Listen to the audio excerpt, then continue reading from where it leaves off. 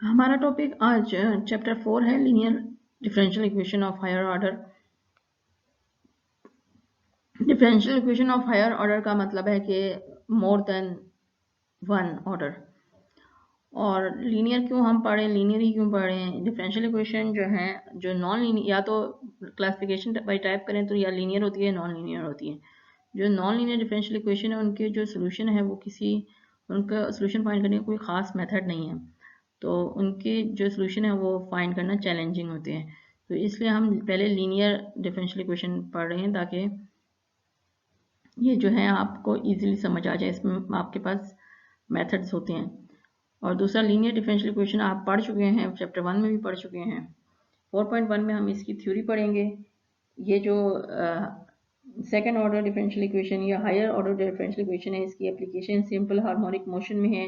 एक स्प्रिंग के साथ एक मास लटक रहा हो तो उसकी मोशन किस तरीके से स्टडी करते हैं, tank motion, force motion, electric circuits, ठीक है। तो इनकी जो है ये एप्लीकेशंस हैं। तो अभी हम चलते हैं 4.1 में और बेसिक्स थ्योरी देखते हैं। इनिशियल वैल्यू प्रॉब्लम हम पढ़ चुके हैं पहले भी।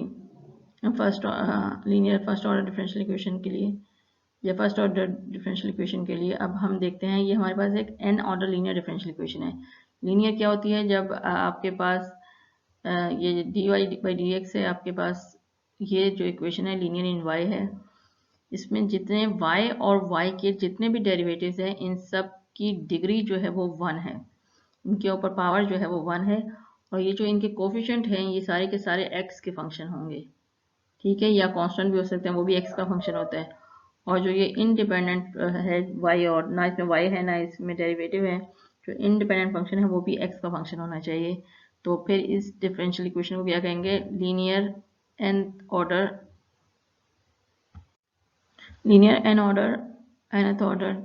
Differential equation. और इसके साथ ये कंडीशन दी हुई है, ये x is equal to x naught पे सारे डेरिवेटिव जो हैं x is equal to x naught पे, तो इससे इनिशियल कंडीशन कहते हैं। जितना आपके पास डिफरेंशियल इक्वेशन का ऑर्डर है उतनी ही आपको कंडीशन दी हुई है, मतलब कि यहाँ पे आपको n कंडीशन दी हुई है, 0 से स्टार्ट हो रहा है, फर्स्ट कोई डेरिवेटिव नहीं है, फिर फर्स्ट डेरिवेटिव और n-1 डेरिवेटिव तक है। तो इनिशियल वैल्यू प्रॉब्लम किसे कहते हैं? जब आपको एक डिफरेंशियल इक्वेशन दी हुई है और उसके साथ आपको कंडीशन दिया हो, तो ये इनिशियल वैल्यू प्रॉब्लम है। तो existence of a unique solution, ये कब, इसका सोल्यूशन कब यूनिक एग्जिस्ट करेगा? जब आपके पास सारे के सारे ये जो वेरिएबल्स हैं, जब आपके पास सारे के सारे जो वेरिएबल्स हैं, ये जितने भी वेरिएबल्स हैं इन सब का ये कॉन्टिन्यूस हो, और ये जी एक्स जो है वो भी कॉन्टिन्यूस हो on an interval I, and जो ये आपके पास कोफिशिएंट है एन डेरिवेटिव का, ये नॉन जीरो होना चाहिए। और जो ये पॉइंट है x naught, x is equal to x naught, ये जो है उस इंटरवल में हो, तो फिर उस इंटरवल में आपके पास यूनिक सोल्यूशन एग्जिस्ट करेगा। ये क्वेश्चन नंबर 1 है, गिवन दैट एक्सरसाइज 4.1 का, given that y is this is a two parameter family of solution of this differential equation on the interval minus infinity to infinity, find a member of the family satisfying the initial condition। मतलब कि हमने जो है वो initial value problem का solution find करना है। तो इसके लिए हम क्या करते थे, पहले हमारे पास ये जो सोल्यूशन दिया हुआ है जनरल सोल्यूशन, इसमें हम जो है इनिशियल कंडीशन पुट करेंगे। तो y 0 इज इक्वल टू 0 को इसमें पुट किया, x की जगह भी 0 रखा, y की जगह भी 0 रखा, तो आपके पास एक इक्वेशन आ गई c1 plus c2 is equal to 0, इसको इक्वेशन 1 कह देते हैं। फिर जो दूसरी कंडीशन दी हुई है वो भी इनिशियल कंडीशन है, वो हम इसमें पुट करते हैं, उसमें y प्राइम है, तो हमें पहले इसका जनरल सोल्यूशन का डेरिवेटिव लेना पड़ेगा। तो हम डेरिवेटिव ले लेते हैं जनरल सोल्यूशन का, y प्राइम हो जाएगा e रेज़्ड पावर x का derivative e raised power x होता है, और यहाँ e raised power minus x है, तो इसलिए e raised power minus x और माइनस x का डेरिवेटिव -1, तो ये माइनस हो गया। अब इसमें ये कंडीशन पुट करते हैं, x को 0 और y प्राइम को 1 रखा, तो हमारे पास ये इक्वेशन बन गई। अब इक्वेशन 1 और 2 को ऐड करें, क्योंकि ये फिर c2 इसमें कैंसिल हो जाएगा, और यहाँ पे आपके पास 1 आ जाएगा, 2c1 इज इक्वल टू 1। यहाँ से c1 की वैल्यू आ गई 1/2। इसको इन दोनों में से किसी भी एक इक्वेशन में पुट करके c2 की वैल्यू निकाली जा सकती है। इक्वेशन 1 में पुट करके हमने c2 की वैल्यू निकाल दी, और जनरल सोल्यूशन में c1 और c2 की वैल्यू पुट की, तो ये आपके पास रिक्वायर्ड सोल्यूशन है किसकी? इनिशियल वैल्यू प्रॉब्लम की। क्वेश्चन नंबर 11 है find an interval around x is equal to 0 for which the given initial value problem has a unique solution. तो अब ये जो हमने एग्जिस्टेंस ऑफ यूनिक सोल्यूशन पढ़ा था ये हम इस पर अप्लाई करेंगे। तो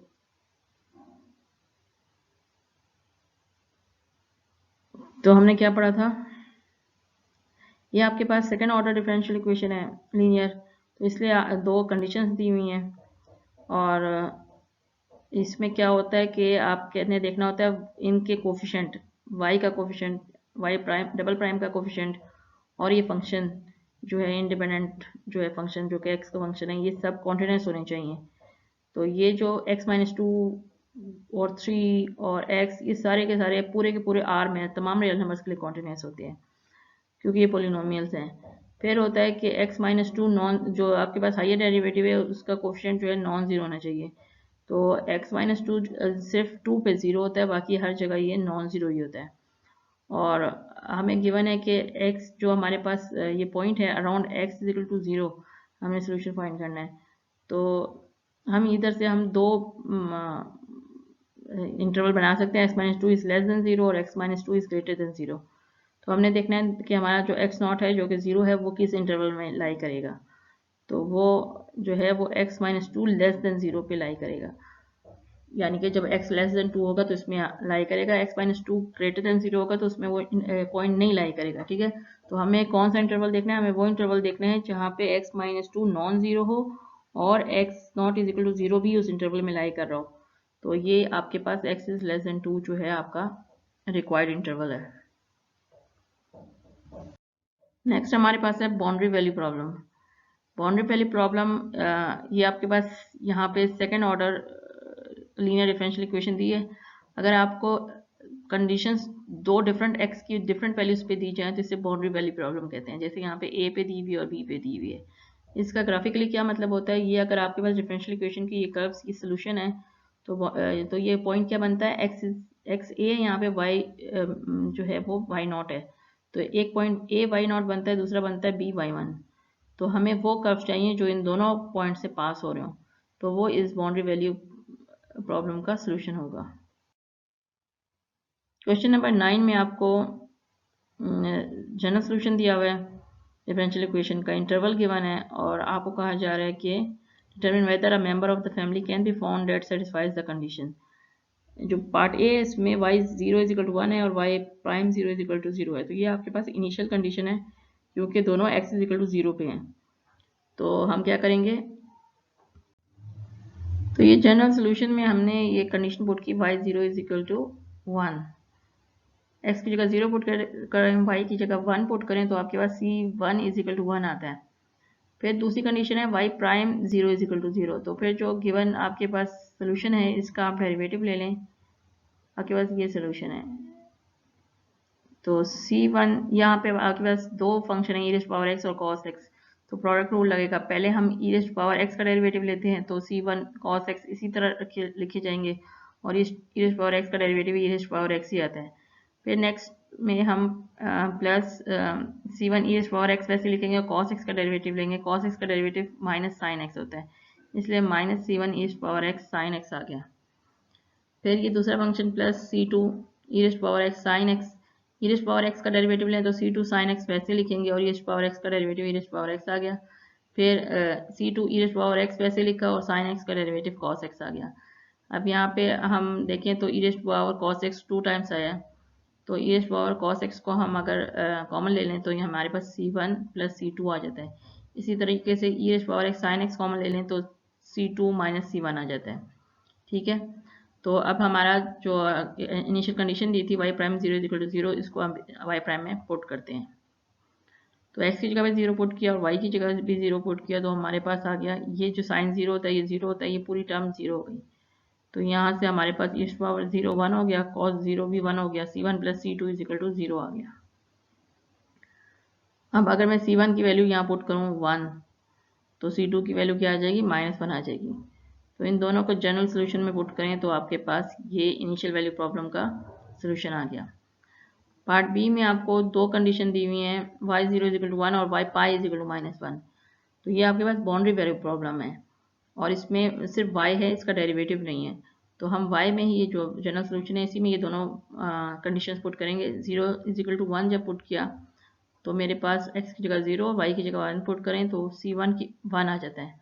और जब x की जगह पाई और y की जगह -1 पुट करें तो हमारे पास c1 की वैल्यू आ जाती है 1/e⁴ मतलब कि दो डिफरेंट वैल्यूज आ रही हैं c1 की। तो ये तो पॉसिबल नहीं है, तो इसका मतलब है इस बाउंड्री वैल्यू प्रॉब्लम का कोई सोल्यूशन नहीं है।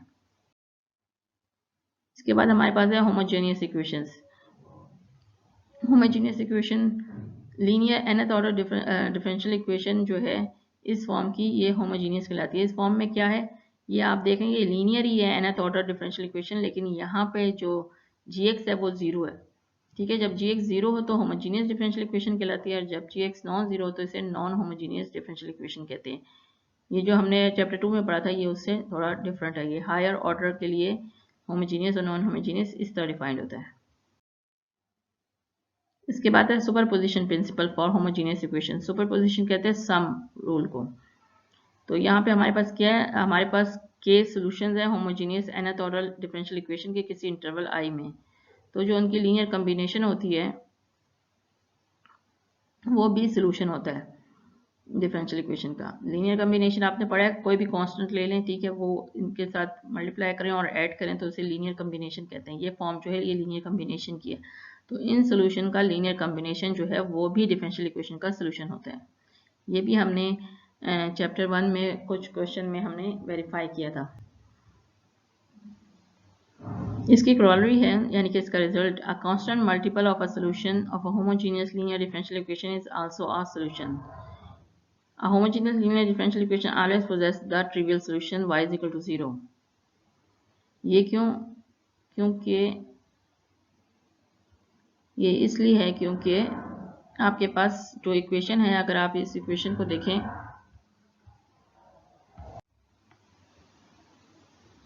जो आपके पास इक्वेशन होती है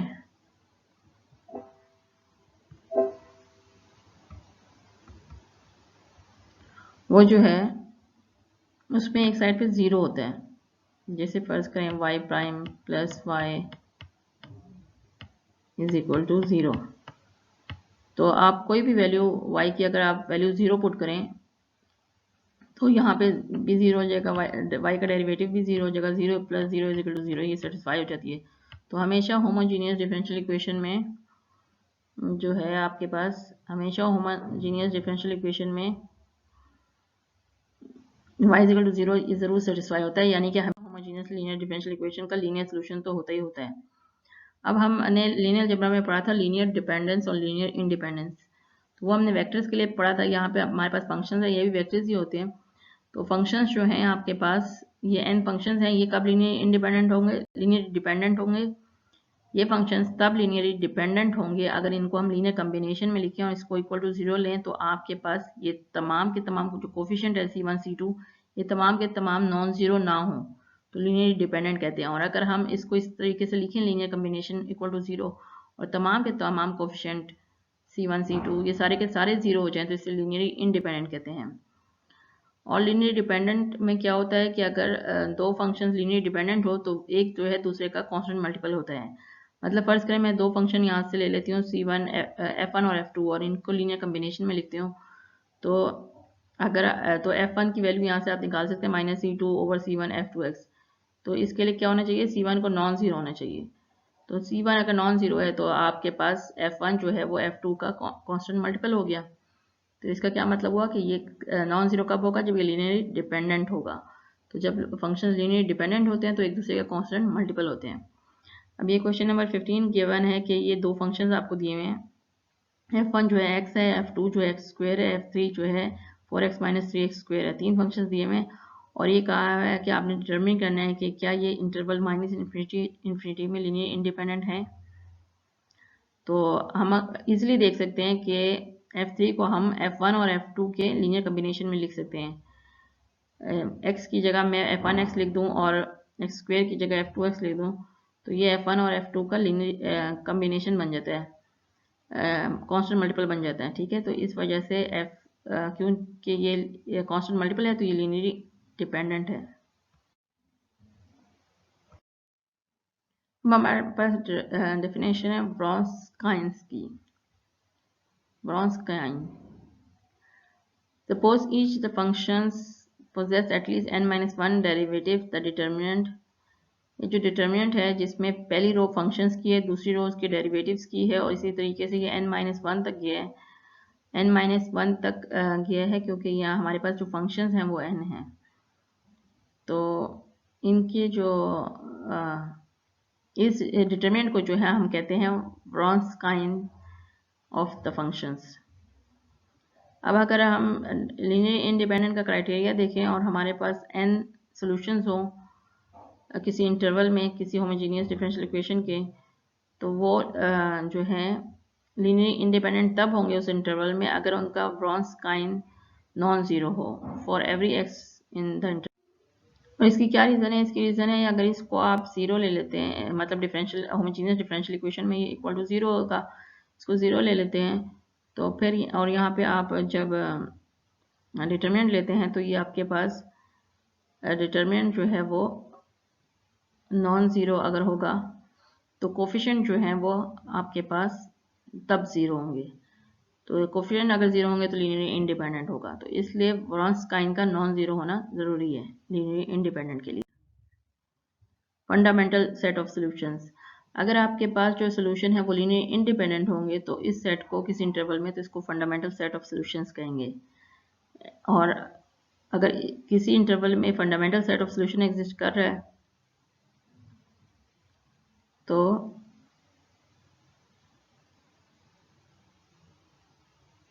there exists a fundamental set of solutions for the homogeneous linear nth order differential equation on an interval I। तो इंटरवल I में fundamental set of solution homogeneous linear equation का एग्जिस्ट करेगा। और जनरल सॉल्यूशन क्या है? Let this be a fundamental set of solutions. अगर ये आपके पास लीनियर इंडिपेंडेंट सॉल्यूशन है तो उनकी जो लीनियर कॉम्बिनेशन है ये जो है वो जनरल सॉल्यूशन बनता है होमोजेनियस इक्वेशन का। क्वेश्चन नंबर 23 देखें। Show by computing the Wronskian that the functions are linearly independent on the interval 0 infinity। हम इन दोनों का ब्रॉन्स्काइन ले लेते हैं। अब ये हमारे पास दो फंक्शन है इसलिए हम सेकेंड डेरिवेटिव फर्स्ट डेरिवेटिव तक गए हैं क्योंकि हमारे पास यहाँ n-1 था यानी 2-1, तो फर्स्ट डेरिवेटिव तक जाएंगे। पहले रो में फंक्शन लिखा और दूसरे रो में इसका डेरिवेटिव लिखा दोनों फंक्शंस का, और आप इसका डिटर्मिनेंट लें, ये दोनों मल्टीप्लाई हो जाएंगे माइनस ये दोनों मल्टीप्लाई हो जाएंगे तो आपके पास इक्वल हो गया 3x 3/2। अब 0 इन्फिनिटी में ये 0 नहीं हो सकता, ये सिर्फ तब 0 होगा जब x 0, तो ये तो इस ओपन इंटरवल इसमें 0 नहीं इंक्लूड हो रहा, तो ये नॉन ज़ीरो होगा इस इंटरवल में, इसलिए ये लीनियरली इंडिपेंडेंट है। अब हमने वेरीफाई करना है, verify that the functions form a fundamental set of solution of the differential equation, यानी कि हमें शो करना है कि अगर ये लीनियर इंडिपेंडेंट है, दूसरे लफ्जों में ब्रॉन्स्काइन नॉन ज़ीरो है, और फॉर्म द जनरल सॉल्यूशन, और फिर इसका जनरल सॉल्यूशन भी बनाना है। तो ये हमने पहले वेरीफाई करते हैं इसका सॉल्यूशन है कि नहीं। तो e⁻³ को डिफरेंशियल -3x ये सेकंड ऑर्डर डिफरेंशियल इक्वेशन है तो मैं सेकंड डेरिवेटिव तक लूँगी और फिर इसमें पुट करूँगी। तो जब पुट किया तो 0 = 0 आ गया, इसका मतलब है कि इसका सॉल्यूशन है।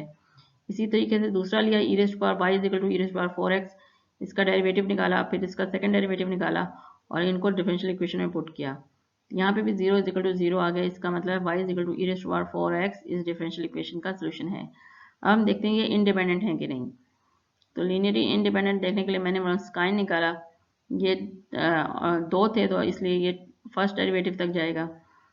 पहली रो में ये दोनों फंक्शन लिख दिया और दूसरी रो में इनका डेरिवेटिव लिख दिया और फिर इनका डिटर्मिनेंट लिया, इन दोनों को मल्टीप्लाई किया माइनस इन दोनों को मल्टीप्लाई किया तो 7 e⁻x आया जो कि नॉन ज़ीरो होगा पूरे रियल नंबर्स के लिए, क्योंकि e⁻x 0 नहीं हो सकता, तो इसलिए ये लीनियर इंडिपेंडेंट है। लीनियर इंडिपेंडेंट है तो ये फंडामेंटल सेट ऑफ सॉल्यूशन है और इन दोनों की लीनियर कॉम्बिनेशन जो है वो इस डिफरेंशियल इक्वेशन का जनरल सॉल्यूशन होगा। इसके बाद नॉन होमोजेनियस इक्वेशन का जनरल सॉल्यूशन कैसे होता है। नॉन होमोजेनियस का जनरल सॉल्यूशन जो है उसके लिए हमें एक पर्टिकुलर सॉल्यूशन चाहिए होता है, एक particular solution YP particular solution है, और ये आपके पास जो है वो y1 से yn fundamental set of solution associated homogeneous differential equation के हैं। yp हमारे पास कोई पर्टिकुलर सोल्यूशन है of non homogeneous linear nth order differential equation on interval i। तो हम इसका जो है अगर फर्ज करें ये आपके पास कोई सेकंड ऑर्डर की डिफरेंशियल इक्वेशन है नॉन होमोजेनियस, ठीक है। तो इसका जो होमोजेनियस पार्ट होगा वो हम निकाल सकते हैं, इसको हम राइट साइड को 0 कहते हैं, तो ये इसका एसोसिएटेड होमोजेनियस इक्वेशन हो गया। तो होमोजेनियस इक्वेशन की फर्ज करें हमारे पास जो है वो सोल्यूशन जो है वो ये आ गया है। ये जो सोल्यूशन है ये हमारे पास होमोजेनियस पार्ट का है, ये जो है हमारे पास फंडामेंटल सेट ऑफ सोल्यूशन है। तो इनकी लीनियर कॉम्बिनेशन जो है वो सोल्यूशन हो गया homogeneous associated homogeneous differential equation का, और yp जो है वो नॉन होमोजेनियस का पर्टिकुलर सोल्यूशन है। तो इसका जनरल सोल्यूशन जो होगा वो इनके सम के इक्वल होगा। और कॉम्प्लीमेंट्री फंक्शन क्या होता है? कॉम्प्लीमेंट्री फंक्शन इधर जो है आपके पास जो एक तो पर्टिकुलर सोल्यूशन हो गया, और ये जो बाकी जो लीनियर कॉम्बिनेशन है ये कहलाता है कॉम्प्लीमेंट्री फंक्शन, और इसको हम yc(x) से डिनोट करेंगे। तो जनरल सोल्यूशन किसके बराबर हो गया? Complementary function plus any particular solution yc plus yp।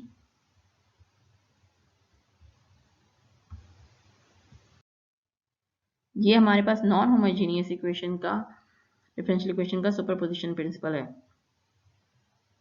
हमारे पास ये k जो है पर्टिकुलर सोल्यूशन है of non homogeneous linear nth order differential equation की किसी इंटरवल में, और हम सपोज करते हैं कि हमारे पास k डिस्टिंक्ट फंक्शंस हैं जिनके ये पर्टिकुलर सोल्यूशन है।